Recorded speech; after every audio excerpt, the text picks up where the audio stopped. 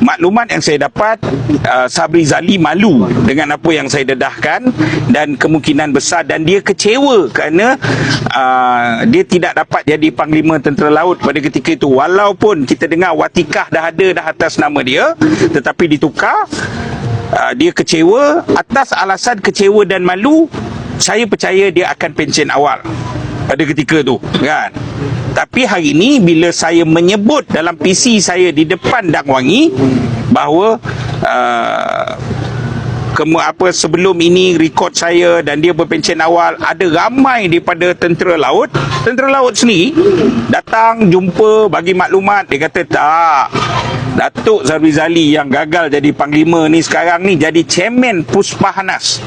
Puspahanas ni apa? Puspahanas ni ialah Pusat Latihan Angkatan Tentera Malaysia, di mana dia bukan report lagi pada TLDM, dia report kepada Angkatan Tentera Malaysia, ya. Lantas saya jadi terkejut lah. Takkanlah memang dah ada bukti didedahkan, dah dedah pada umum, macam mana Angkatan Tentera boleh simpan lagi pegawai macam ni, kan?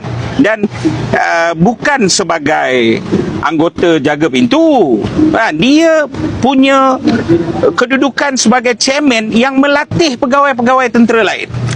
Maka sebaik saja itu saya dapat pelbagai maklumat lagi, ya. Dan saya memberi amaran kepada dia dengan tak ada tuduhan. Saya kata dia ni lekeh sangat. Lekeh macam mana?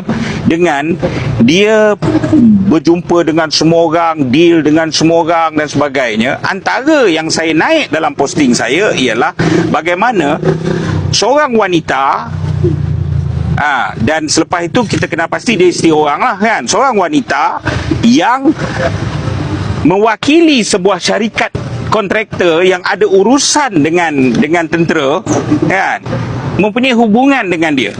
Hubungan apa? Pertama, data saya dapat ialah dia memang kerap pergi main golf sama. Kalau saudara tengok tu, betul, kita pun kadang-kadang ada pergi main golf dengan perempuan, dengan kawan-kawan perempuan apa semua, tapi tak adalah dalam keadaan aksi begitu, ambil gambar dan sebagainya. Satu, dia kena jawab benda tu, kan. Kedua ialah kita dapat mereka menggunakan hotel yang sama, bilik hotel yang sama, masuk. Nak cakap apa ni? Saya tak cakap dia buat apa dalam hotel sebab saya tak ada maklumat, kan.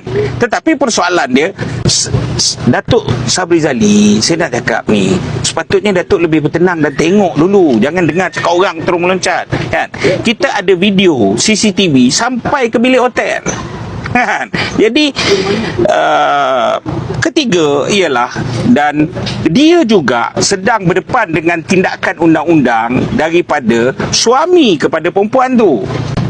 Saya tak tuduh apa hari ni dia melenting. Pertama dia cakap apa?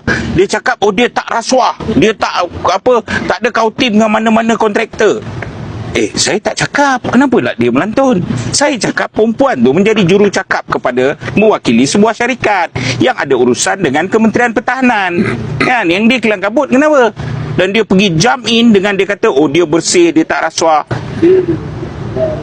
Saya ingatkan balik pada bulan Julai yang saya kena tangkap 2024 tu adalah kerana mendedahkan rahsia rasmi kerajaan. Rahsia rasmi tu tulis apa? Boleh tengok lagi dalam muka buku saya tak turunkan pun, kan. Rahsia tulis apa?